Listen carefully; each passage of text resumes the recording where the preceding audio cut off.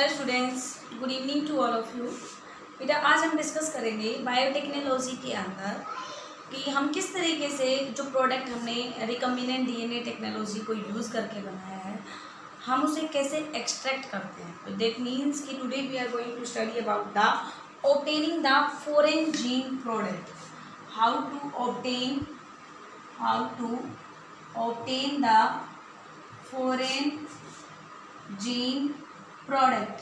ठीक है, अभी तक हम रिकम्बिनेंट डीएनए टेक्नोलॉजी में क्या क्या डिस्कस कर चुके हैं। आई थिंक ऑलमोस्ट हमने रिकम्बिनेंट डीएनए टेक्नोलॉजी की प्रोसीजर स्टडी कर ली है, जिसमें हमने टूल्स यूज़ किए बायोटेक्नोलॉजी में यूज़ होने वाले टूल्स, यानी कि रिकम्बिनेंट डीएनए टेक्नोलॉजी में प्लाज्मिड के बाद हमने डिस्कस किया first restriction enzyme, then cloning vector जिसमें प्लाज्मिड, फेजमिड, एग्रोबैक्टीरियम, ट्यूमिफेसियंस, ये सब हमने क्लोनिंग वेक्टर डिस्कस किए। देन कम्पिटेंट होस्ट, फिर हमने देखा कौन कौन से स्टेप्स होते हैं जो रिकम्बिनेंट डीएनए टेक्नोलॉजी के अंदर यूजफुल होंगे।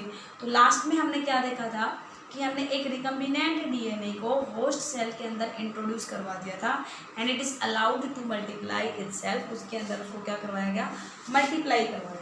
ठीक है, आज हम मेनली क्या डिस्कस करेंगे कि जो डिज़ायर्ड बायोकेमिकल है, जो डिज़ायर्ड प्रोटीन है, उसी को एक्सट्रैक्ट करना is the main aim of the rDNA technology और आरडीएनए बायोटेक्नोलॉजी। इसका मेजर एम क्या होता है बेटा?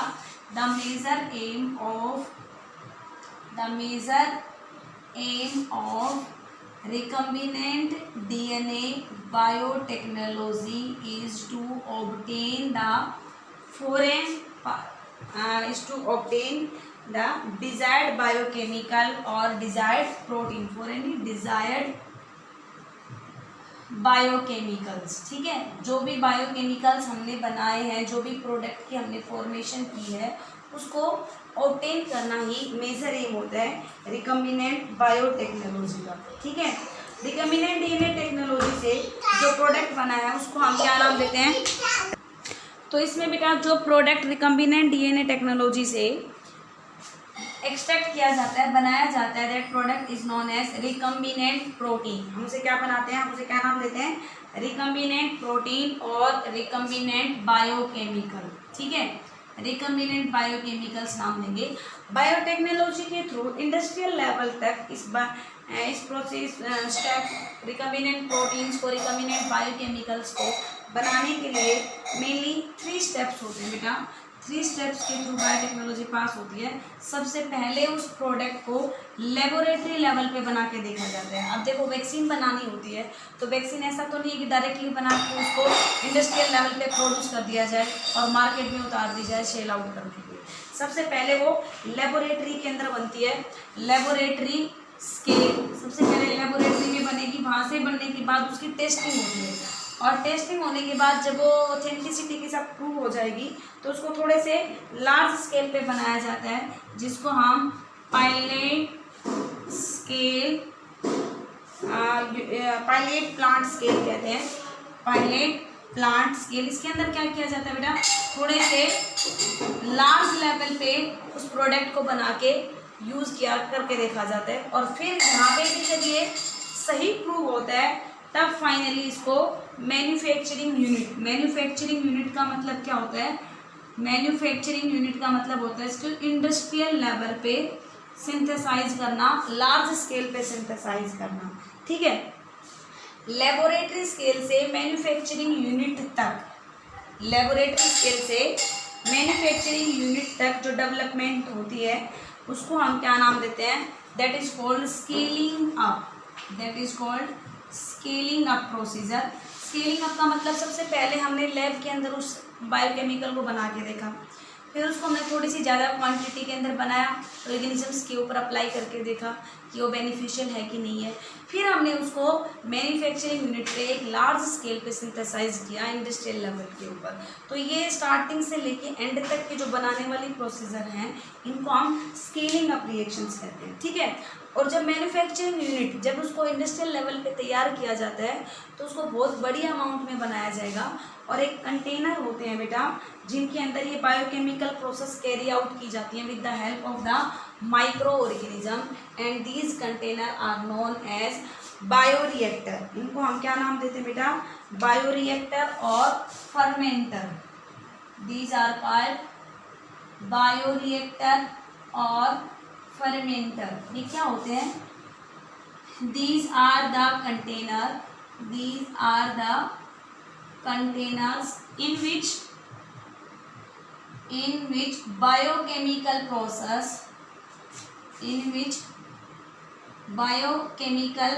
process are carried out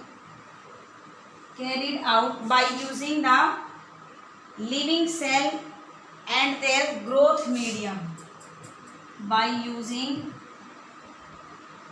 living cell और जिनमें वो ग्रो कर पाए उस मीडियम के through, and their growth medium, इनके साथ में जिस कंटेनर के अंदर इस बायोकेमिकल रिएक्शन को कैरी आउट किया जाता है उस कंटेनर को हम क्या नाम देते हैं, that is known as bioreactor और फर्मेंटर।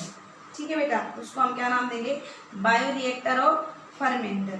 इसके अंदर बेटा हम दो टाइप के कल्चर सिस्टम यूज़ करते हैं। सपोज करो कि हमारे पास ये क्या है, ये एक टाइप से फर्मेंटर है और मैं क्या कहूँ, ये एक बायोरिएक्टर है।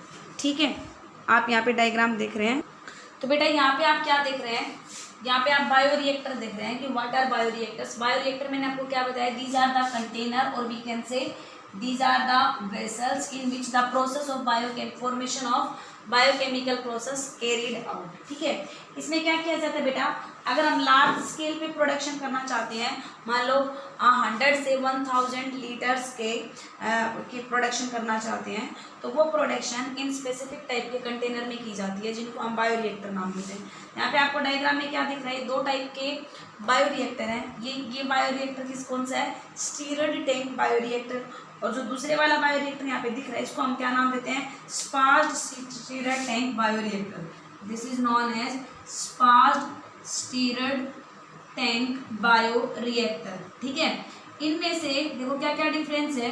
इस वाले बायोरिएक्टर के अंदर एसिड बेस कंट्रोल सिस्टम होता है, इसमें से स्टीम पास की जाती है स्टेरिलाइजेशन मेथड के थ्रू। ठीक है, यहाँ से स्टेराइल एयर को पास आउट किया जाता है। इसके अंदर कल्चर बॉक्स यानी कल्चर मीडियम है वो डाला जाएगा। ये मोटर होती है, इसकी हेल्प से इसको जब रोटेट करते हैं तो ये सारा का सारा कल्चर मीडियम में क्या करता है बेटा, मिक्स होता चला जाता है। यहाँ पे फॉर्म ब्रेकर होता है। वैसे इस वाले से स्टीयर्ड टैंक बायोरिएक्टर काफ़ी ज़्यादा इंपॉर्टेंट होता है, काफ़ी ज़्यादा बेटर माना जाता है। It is well suited for the large scale production of micro organism under the septic condition. Question ये आ जाए बेटा, stirred tank bioreactor sparged stirred tank bioreactor से ज़्यादा यूजफुल क्यों है या वेल सूटेड क्यों है, क्योंकि हम इसके अंदर एसेप्टिक कंडीशन प्रोवाइड कर सकते हैं, हम इसके अंदर स्टेरिलाइजेशन करवा सकते हैं, फॉर्म ब्रेकर्स होते हैं इसके अंदर। ठीक है, इसके अंदर पीएच को कंट्रोलिंग सिस्टम होता है, फॉर्म कंट्रोलिंग सिस्टम होता है, टेम्परेचर कंट्रोलिंग सिस्टम होता है, तो और ऑक्सीजन डिलीवरिंग सिस्टम होगा। इस वजह से ये वाला ज़्यादा वेल सूटेड है। इस वाले बायोरिएक्टर के अंदर क्या होता है बेटा, इसमें जस्ट सिंपली क्या कर दिया जाता है, मिक्सचर को ऐड कर दिया जाएगा, कल्चर सिस्टम को उसको मोटर की हेल्प से घुमाया जाता है, तो इसमें एयर बबल्स जनरेट होते हैं। ठीक है, और ये जो एयर बबल्स होते हैं, ये एयर बबल सरफेस एरिया को इंक्रीज करते हैं फॉर द ऑक्सीजन ट्रांसपोर्ट। ठीक है, जैसे जैसे सरफेस एरिया इंक्रीज करता है वैसे वैसे उसमें more and more oxygen deliver होती रहती है, मोर एंड मोर ऑक्सीजन जाती है। इस तरीके से यहाँ पे बायोरिएक्टर की हेल्प से बायोकेमिकल की फॉर्मेशन की जाएगी। बट रिमेंबर ऑलवेज कौन सा वेल सूटेड होगा, कौन सा बेटर होता है, स्टीयर्ड टैंक बायोरिएक्टर ज़्यादा बेटर होता है as compare to the sparged stirred tank reactor, क्योंकि इसके अंदर ये कंट्रोलिंग सिस्टम नहीं होती। ठीक है बेटा, अब बायोरिएक्टर के बाद जो नेक्स्ट बात क्या आती है कि कौन कौन से टाइप का कल्चर मीडियम हम इसके अंदर डालते हैं। तो बेटा कल्चर मीडियम दो तरीके से इसके अंदर एंट्री करवाया जाता है। देखो, एक सबसे पहला जो कल्चर सिस्टम होता है उसको हम क्या नाम देते हैं, बैच कल्चर सिस्टम, और दूसरा होता है बेटा कंटिन्यूअस कल्चर सिस्टम। एक आता है बैच कल्चर सिस्टम। क्या डिफरेंस होता है बेटा इन दोनों कल्चर सिस्टम के अंदर। देखो, बैच कल्चर सिस्टम के अंदर क्या किया जाता है, बैच कल्चर सिस्टम के अंदर जो ट्रांसफॉर्म्ड रिकॉम्बिनेंट सेल्स हैं, पहले मान लो इस कल्चर सिस्टम को हमने डाला तो इसमें जो transformed recombinant cells are allowed to grow to their maximum possible growth तक उनको ग्रो किया जाता है। मतलब हमने कल्चर सिस्टम डाला, माइक्रो ऑर्गेनिज्म मैक्सिमम ग्रोथ कहाँ तक कर सकते हैं उसकी मैक्सिमम ग्रोथ होने देते हैं। उसके बाद हम उस बायोरिएक्टर में से उस बायोकेमिकल को एक्सट्रैक्ट करेंगे, उसको निकालेंगे, बायोरिएक्टर को एम्प्टी करेंगे, उसको क्लीन करेंगे एंड दोबारा से हम उसको कल्चर सिस्टम से फिलअप करते हैं। एक तो ये वाला कल्चर सिस्टम। एक क्या होता है बेटा, कंटिन्यूस कल्चर सिस्टम में एक साइड से हम फ्रेश कल्चर सिस्टम को क्या करवाते रहे, एंट्री करवाते रहे, और दूसरी तरफ से हम क्या करते रहे बेटा, उसको प्रॉपर रेगुलर ड्रेनेज करते रहे। ठीक है, इसमें क्या किया जाएगा कि drainage of medium and culture cell from one side and addition of the fresh culture system और fresh culture cell from the other side, जिसमें डालने और निकालने वाली प्रोसेस साथ साथ चलती रही। वो कौन सा होता है, कंटिन्यूअस कल्चर सिस्टम। और एक इन दोनों के बीच का इंटरमीडिएट होता है जिसको हम फेड बैच कल्चर सिस्टम कहते हैं। Fed batch culture system in दोनों का इंटरमीडिएट होता है। कभी कभार तो उसमें कंप्लीटली बायोरिएक्टर को एम्प्टी कर दिया जाएगा और कभी कभी उसमें साथ साथ में प्रोडक्ट निकाल लिया जाता है। ठीक है, तो हम इसको कैसे डिफाइन करते हैं कि बेटा जो बैच कल्चर सिस्टम होता है इसके अंदर लिखेंगे कि जो ट्रांसफॉर्म रिकम्बिनेंट सेल्स हैं they are allowed to grow to their maximum possible growth and then उसके बाद हम क्या करेंगे, कब कहाँ तक ग्रो कर किया जाता है, जब तक कि बायोरिएक्टर कंप्लीटली फिलअप ना हो जाए। देन बायोकेमिकल और प्रोडक्ट इज एक्सट्रैक्टेड, हम उस प्रोडक्ट को क्या करेंगे, एक्सट्रैक्ट करेंगे, extracted and bioreactor is empty, और उसको क्या कर दिया जाता है, बायोरिएक्टर को एम्प्टी करवा दिया जाता है, खाली करवा दिया जाता है, और दोबारा से फिर उसको हम कल्चर सिस्टम से फिल करेंगे। लेकिन यहाँ पे कंटिन्यूस कल्चर सिस्टम में क्या होता है, यहाँ पे there is a regular drainage of medium and culture cell, there is a regular drainage of culture cell from one side, and एक साइड से तो हम उसको ड्रेन करते रहे, and from one addition of fresh medium and addition of fresh culture medium from other side. हम एक side से तो यूज जो प्रोडक्ट सिंथेसाइज हुए उनको निकालते रहें और दूसरी तरफ से हम फ्रेश कल्चर सिस्टम को डालते रहें, तो वो कौन सा होता है, कंटिन्यूस कल्चर सिस्टम आएगा। और जो फेड बैच कल्चर सिस्टम होता है it is intermediate of these two culture system, जिसमें कभी कभी तो कम्प्लीटली उसको ग्रो करवा दिया जाता है, कभी कभी उसको बीच में ही एक्सट्रैक्ट कर लिया जाएगा।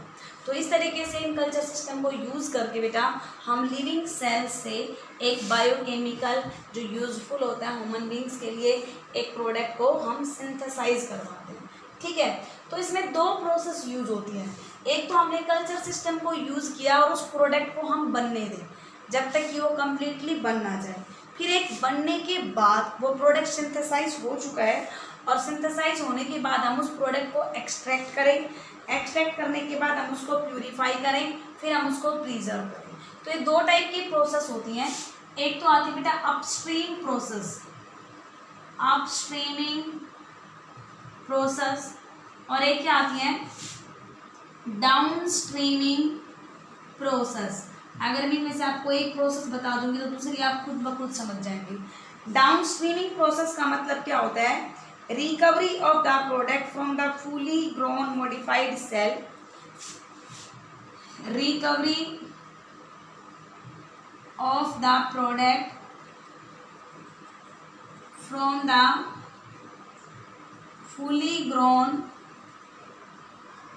fully grown genetically modified cells and then their purification। उस प्रोडक्ट की हम क्या करें भाई, प्यूरिफाई करें एंड हम उसको प्रिजर्व करें, उसकी प्रिजर्वेशन करें। ये सारे के सारे स्टेप्स इसमें आते हैं डाउन स्ट्रीमिंग प्रोसेस के। अपस्ट्रीमिंग प्रोसेस के अंदर क्या क्या आएंगे कि एक प्रोडक्ट को बनवाने के लिए, देखो अपस्ट्रीमिंग प्रोसेस में क्या होता है बेटा कि जो हमने प्रोडक्ट बनवाना है, हमने कल्चर मीडियम यूज़ किया और उस कल्चर मीडियम से उस प्रोडक्ट की सिंथेसाइज तक की जो प्रोसेस इन्वॉल्व हुई वो कहलाती है अपस्ट्रीम। अपस्ट्रीमिंग के बाद वो प्रोडक्ट बन चुका है, उसको हम एक्सट्रैक्ट कर रहे हैं, उसको प्यूरिफाई कर रहे हैं, उसको प्रिजर्व कर रहे हैं। All of these process are down streaming process, ठीक है। और इसके साथ ही हमने रिकम्बिनेंट डीएनए टेक्नोलॉजी को यूज़ करके एक बायोकेमिकल एक जो प्रोडक्ट यूजफुल है उसको सिंथेसाइज करवा दिया। अब इसके बाद आता है बेटा कि रिकम्बिनेंट डीएनए टेक्नोलॉजी के क्या क्या एप्लीकेशंस हैं, क्या क्या यूजेज हैं, इसके ऊपर हम नेक्स्ट वाला कंप्लीट चैप्टर पढ़ेंगे। बट मैं थोड़ा सा आपको आइडिया दे देती हूँ। जैसे कि मान लो रिकम्बिनेंट डीएनए टेक्नोलॉजी को यूज़ करके हम जीन मैप को कंस्ट्रक्ट कर सकते हैं। इसी की हेल्प से हम डेवलपमेंटल स्टेज होती हैं उसको हम रुकवा सकते हैं, उसको हम डिले कर सकते हैं, उसको हम जल्दी कर सकते हैं अगर हम एक जीन को मॉडिफाई कर दें तो, ठीक है। एंटीसेंस थेरेपी जो होती है वो भी इसी की हेल्प से की जाती है। नाइट्रोजन फिक्सेशन, डिफेक्टिव जीन की रिप्लेसमेंट, ठीक है, medical diagnosis of different kind of the disease, all of this possible because of this recombinant DNA technology. Detail में हम इसकी 1 बाय 1 एप्लीकेशंस पढ़ेंगे अपने नेक्स्ट चैप्टर के अंदर। इसके साथ ही हमें हमारा ये वाला जो चैप्टर है बायोटेक्नोलॉजी प्रिंसिपल एंड प्रोसेस वो खत्म होता है। आप प्रैक्टिस करें more and more questions. Thank you, students.